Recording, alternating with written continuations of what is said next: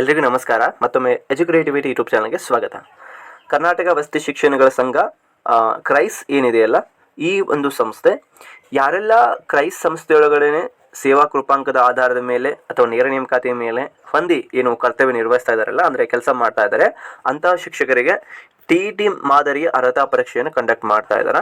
ಯಾಕೆ ಕಂಡಕ್ಟ್ ಮಾಡ್ತಾ ಇದ್ದಾರೆ, ಕಂಡಕ್ಟ್ ಮಾಡೋದಕ್ಕೆ ಉದ್ದೇಶ ಏನಿದೆ, ಯಾರ್ಯಾರೆಲ್ಲ ಪರೀಕ್ಷೆ ಬರೀಬಹುದು, ಮತ್ತು ಪರೀಕ್ಷೆ ಎಷ್ಟು ನಿಮಿಷ ಇರ್ತದೆ, ಏನೆಲ್ಲ ವಿಷಯವನ್ನು ಒಳಗೊಂಡಿರ್ತದೆ, ಒಂದು ವೇಳೆ ಪರೀಕ್ಷೆಯನ್ನು ನೀವು ಅರ್ಹತೆ ಮಾಡಿದರೆ ನಿಮಗೆ ಎಲ್ಲಿ ಸರ್ಟಿಫಿಕೇಟ್ ಸಿಗ್ತದೆ ಎನ್ನುವಂಥ ಸಂಪೂರ್ಣವಾದ ವಿವರವನ್ನು ಈ ಒಂದು ವಿಡಿಯೋದಲ್ಲಿ ನೋಡೋಣ. ಆದ್ಮೇಲೆ ಈ ಮೊದಲ ಪ್ರಶ್ನೆ ಬಂದ್ಬಿಟ್ಟು ಯಾರು ಪರೀಕ್ಷೆಯನ್ನು ಬರೀಬಹುದು ಅಂತ ಕೇಳ್ತಾ ಇದ್ರಿ, ಯಾರಿಗೆಲ್ಲ ಅನ್ವಯ ಆಗ್ತದ ಅಂತ ಕೇಳ್ತಾ ಇದ್ರಿ. ಇಲ್ಲಿ ಈ ಒಂದು ಪರೀಕ್ಷೆ ಬಂದ್ಬಿಟ್ಟು ಯಾರೆಲ್ಲ TETಯನ್ನು ಕ್ವಾಲಿಫೈ ಆಗಿಲ್ಲ, ಮತ್ತೆ ಈಗ ಆಲ್ರೆಡಿ ನೀವು ಕರ್ನಾಟಕ ವಸತಿ ಶಿಕ್ಷಣಗಳ ಸಂಘದ ಅಡಿಯೊಳಗಡೆ ಏನು ನೇರ ನೇಮಕಾತಿ ಅಥವಾ ಸೇವಾ ಕೃಪಾಂಕದ ಆಧಾರದ ಮೇಲೆ ಕೆಲಸ ಮಾಡ್ತಾ ಇದ್ರಿ, ಯಾರೆಲ್ಲ ಕೆಲಸ ಮಾಡ್ತಾ ಇದ್ದೀರಿ ಅವರು ಮಾತ್ರ ಬರೀಬೇಕಾಗ್ತದ. ಮತ್ತು ವಾಟ್ ಅಬೌಟ್ ನಾವು ಗೆಸ್ಟ್ ಟೀಚರ್ ಆಗಿ ಕೆಲಸ ಮಾಡ್ತಾ ಇದ್ದೀವಿ ಅನ್ನೋದಾದರೆ ದಯವಿಟ್ಟು ಗೆಸ್ಟ್ ಟೀಚರ್ಗೆ ಇದು ಬರೆಯುವಂತಹ ಅವಶ್ಯಕತೆ ಇರೋದಿಲ್ಲ. ನಾನು ಈಗ ಆಲ್ರೆಡಿ ಯಾರೆಲ್ಲ ನೇರ ನೇಮಕಾತಿ ಹೊಂದಿ ಕೆಲಸ ಮಾಡ್ತಾ ಇದ್ರಿ ಅಂಥವರು ಅರ್ಹತಾ ಪರೀಕ್ಷೆಯನ್ನು ಪಾಸ್ ಆಗಿರೋದಿಲ್ಲ, ಹೀಗಾಗಿ ಅವರು ಬರೀಬೇಕಾಗ್ತದೆ. ಇನ್ನು ಅರ್ಜಿ ಸಲ್ಲಿಕೆ ದಿನಾಂಕ ಇನ್ನು ಇದೇ ತಿಂಗಳ ಅಂದರೆ ಆಗಸ್ಟ್ 5ರಿಂದ ಪ್ರಾರಂಭವಾಗಿ ಇನ್ನು ಆಗಸ್ಟ್ 12ರವರೆಗೆ ಕೂಡ ಅರ್ಜಿ ಸಲ್ಲಿಕೆ ಇರ್ತದೆ. ನೀವು ಇದ್ರ ಒಳಗಡೆನೇ ಬೇಗನೆ ಅರ್ಜಿ ಸಲ್ಲಿಸಿರಿ, ಯಾಕಂದರೆ ಸರ್ವರ್ ಡೌನ್ ಆಗಬಹುದು. ಇನ್ನು ಅದ್ರ ಜೊತೆಗೆ ಪರೀಕ್ಷಾ ದಿನಾಂಕ ಬಂದುಬಿಟ್ಟು 24 ಆಗಸ್ಟ್ 2025 ಭಾನುವಾರ ದಿನ ಪರೀಕ್ಷೆ ನಡೀತದೆ. ಇನ್ನು ಪರೀಕ್ಷಾ ಸ್ಥಳ ಮೊರಾರ್ಜಿ ದೇಸಾಯಿ ರೆಸಿಡೆನ್ಷಿಯಲ್ ಸ್ಕೂಲ್, ಕುಂದಾನ ಮತ್ತು ದೇವನಹಳ್ಳಿ ತಾಲೂಕೊಳಗೆ ಬರ್ತದೆ ಇದು. ಅದೇ ರೀತಿಯಾಗಿ ಇದು ಬೆಂಗಳೂರು ಗ್ರಾಮಾಂತರ ಜಿಲ್ಲೆಯೊಳಗೆ ಬರುವಂತಹ ಒಂದು ಪರೀಕ್ಷಾ ಕೇಂದ್ರವಾಗಿದೆ.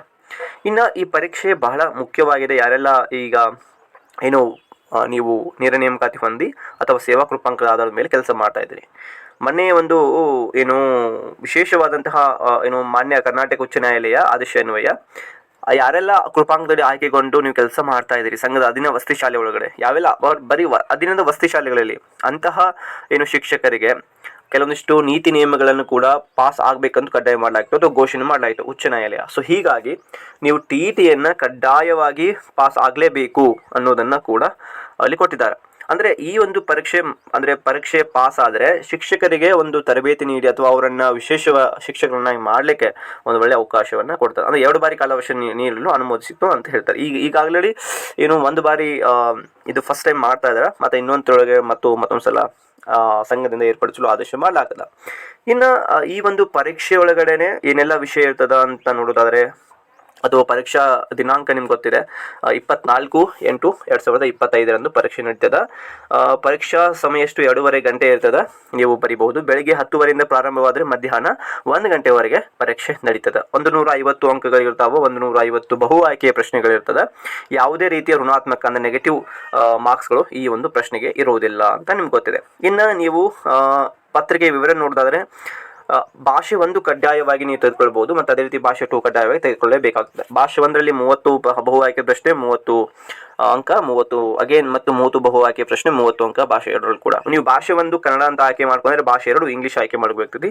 ಭಾಷೆ 1 ಇಂಗ್ಲೀಷ್ ಅಂತ ಆಯ್ಕೆ ಮಾಡ್ಕೊಂಡ್ರೆ ಭಾಷೆ 2 ಕನ್ನಡ ಅಂತ ಆಯ್ಕೆ ಮಾಡ್ಕೋಬೇಕಾಗ್ತದೆ. ಒಂದು ವೇಳೆ ನೀವು ಭಾಷೆ 1 ಹಿಂದಿ ಅಂತ ಆಯ್ಕೆ ಮಾಡ್ಕೊಂಡ್ರೆ ನೀವು ಭಾಷೆ 2 ಕನ್ನಡ, ಇಂಗ್ಲೀಷ್, ಉರ್ದು ಯಾವುದಾದ್ರೂ ಕೂಡ ನೀವು ಆಯ್ಕೆ ಮಾಡ್ಬೋದು. ಒಂದು ವೇಳೆ ನೀವು ಭಾಷೆ 1 ಉರ್ದು ಅಂತ ಆಯ್ಕೆ ಮಾಡ್ಕೊಂಡ್ರೆ ಭಾಷೆ 2 ನೀವು ಕನ್ನಡ, ಇಂಗ್ಲೀಷ್, ಹಿಂದಿ ಯಾವುದಾದ್ರೂ ಕೂಡ ಆಯ್ಕೆ ಮಾಡಬೇಕಾಗ್ತದೆ. ಆದರೆ ಭಾಷೆ 1ರಲ್ಲಿ ಆಯ್ಕೆ ಮಾಡ್ಕೊಂಡಿದ್ದು ಭಾಷೆ 2ರಲ್ಲಿ ಆಯ್ಕೆ ಮಾಡ್ಕೊಳ್ಳಿಕ್ಕೆ ಬರೋದಿಲ್ಲ, ಇದು ನಿಮಗೆ ಗೊತ್ತಿರಲಿ ಅಂತ ಹೇಳ್ತೀನಿ ನಾನು. ಇನ್ನು ಅದೇ ರೀತಿ ಶಿಶು ಮನೋವಿಜ್ಞಾನ ಬೋಧನಾ ಕ್ರಮ ಕಡ್ಡಾಯವಾಗಿ ನೀವು ಓದಲೇಬೇಕಾಗ್ತದೆ. ಇನ್ನು ಯಾರೆಲ್ಲ ಗಣಿತ ಶಿಕ್ಷಕರಿದ್ದೀರಿ ಅವರು ಗಣಿತ ವಿಜ್ಞಾನವನ್ನು ಬರೀತೀರಿ 60 ಅಂಕಕ್ಕೆ. ಯಾರೆಲ್ಲ ಸಮಾಜ ವಿಜ್ಞಾನ ಶಿಕ್ಷಕರದಿರಿ, ಯಾರೆಲ್ಲ ಲ್ಯಾಂಗ್ವೇಜ್ ಟೀಚರ್ಸ್ ಇದ್ದೀರಿ ಅಂತಂದರೆ ಹಿಂದಿ ಮತ್ತು ಉರ್ದು ಮತ್ತು ಏನು ಯಾರು ಇಂಗ್ಲೀಷ್, ಕನ್ನಡ ಅಂಥವರೆಲ್ಲ ಕೂಡ ಸಮಾಜ ವಿಜ್ಞಾನ ಅಡಿಯೊಳಗೆ ಬರ್ತದೆ. ಉಳಿದವರೆಲ್ಲ ಗಣಿತ ವಿಜ್ಞಾನ ಶಿಕ್ಷಕರು ಬರ್ತಾರೆ. ಸೊ ಇದಾಯಿತು. ಮತ್ತೆ ಮುಂದುವರೆದು ಇದು ನಿಮಗೆ ಕನ್ನಡ ಮತ್ತು ಇಂಗ್ಲೀಷ್ ಮಾಧ್ಯಮದವರು 2ರಲ್ಲೂ ಕೂಡ ಇರ್ತದೆ. ಸೊ ನೀವು ಅರ್ಜಿಯನ್ನು ಆನ್ಲೈನ್ ಮುಖಾಂತರನೇ ಸಲ್ಲಿಸಬೇಕು. ಮತ್ತು ಅದೇ ರೀತಿಯಾಗಿ ಈ ಒಂದು ಪರೀಕ್ಷೆ ಹಾಲ್ ಟಿಕೆಟನ್ನು ಕೂಡ ಆನ್ಲೈನ್ ಮುಖಾಂತರನೇ ಬಿಡ್ತಾರೆ. ಯಾವುದೇ ರೀತಿಯ ರಿವ್ಯಾಲ್ಯೂಯೇಷನ್ಗಳು ಇರೋದಿಲ್ಲ.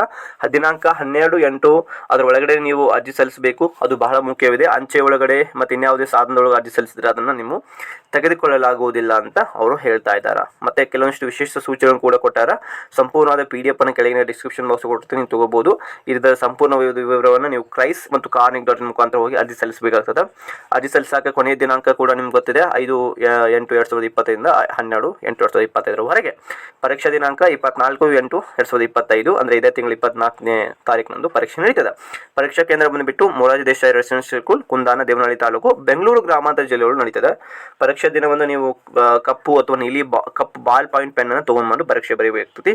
ಮತ್ತು ಪರೀಕ್ಷೆ ಎಷ್ಟು ಗಂಟೆಗೆ ಸಮಯ ನೀವು ಬರಬೇಕು, ಎಷ್ಟು ಗಂಟೆಗೆ ಪತ್ರ ಪರಿಶೀಲನೆ ಮಾಡ್ತಾರೆ, ಎಷ್ಟು ಗಂಟೆಗೆ ನಿಮಗೆ ಕೊನೆಯ ಪ್ರವೇಶ ಅವಕಾಶ ಇದೆ, ಮತ್ತು ಪ್ರಶ್ನೆ ಪತ್ರಿಕೆಗಳು ಯಾವಾಗ ಕೊಡ್ತಾರೆ, ಸಂಪೂರ್ಣವಾದಂತಹ ವಿವರವನ್ನು ಈ ಒಂದು PDF ಒಳಗೆ ಕೊಟ್ಟಿದ್ದಾರೆ. ಹೆಚ್ಚಿನ ಮಾಹಿತಿಗಾಗಿ ಈ PDF ಅನ್ನು ನೀವು ಡೌನ್ಲೋಡ್ ಮಾಡ್ಕೊಳ್ಬೋದು. ಈ PDF ಅನ್ನು ಕೆಳಗಿನ ಡಿಸ್ಕ್ರಿಪ್ಷನ್ ಬಾಕ್ಸ್ ಅಡಿ ಒಳಗಡೆ ನಾನು ಲಿಂಕ್ ಕೊಟ್ಟಿರ್ತೇನೆ. ನೀವು ಅದರ ಮುಖಾಂತರ ಕ್ಲಿಕ್ ಮಾಡೋದ್ರ ಮುಖಾಂತರ ನೀವು ಪ್ರತ್ಯೇಕವಾಗಿ ಓದ್ಬೋದು ಅಂತ ಹೇಳ್ತಾ ಇವತ್ತಿನ ಈ ವಿಡಿಯೋನ ಇಲ್ಲಿಗೆ ಮುಗಿಸೋಣ. ಯಾರೆಲ್ಲ ನಿಮ್ಮ ಸ್ನೇಹಿತರಿಗೆ ನೀವು ಕಡ್ಡಾಯವಾಗಿ ಅರ್ಹತಾ ಪರೀಕ್ಷೆಯನ್ನು ಪಾಸ್ ಮಾಡಬೇಕು ಅಂದ್ಕೊಂಡಿರಿ, ಈ ಒಂದು ಪರೀಕ್ಷೆ ಬಹಳ ಮುಖ್ಯವಾಗಿದೆ. ಇನ್ನೊಂದ್ಸಲ ಹೇಳ್ತಾ ಇದ್ದೀನಿ ನಾನು, ಇದು ಕೇವಲ ಈ ಯಾರೆಲ್ಲ ಕರ್ನಾಟಕ ವಸತಿ ಶಿಕ್ಷಣ ಸಂಘದ ಅಡಿಯೊಳಗಡೆ ಕೆಲಸ ಮಾಡ್ತಾ ಇರುವಂತಹ ಅಭ್ಯರ್ಥಿಗಳಿಗೆ ಮಾತ್ರ, ಯಾವುದೇ ರೀತಿಯಾದಂತಹ ಹೊರಗಿನ ಅಭ್ಯರ್ಥಿಗಳಿಗೆ ಪರೀಕ್ಷೆಯನ್ನು ಬರಲಿಕ್ಕೆ ಅವಕಾಶ ಇಲ್ಲ ಅಂತ ನಾನು ಹೇಳ್ತಾ ಈ ವಿಡಿಯೋನ ಇವತ್ತಿಗೆ ಇಲ್ಲೇ ಮುಗಿಸೋಣ. ಮತ್ತೆ ಮುಂದಿನ ವಿಡಿಯೋ ಸಿಗಲಿಕ್ಕೆ ನಾನು ಇಷ್ಟಪಡ್ತೀನಿ. ನಮಸ್ಕಾರ, ಹ್ಯಾವ್ ಅ ಗುಡ್ ಡೇ.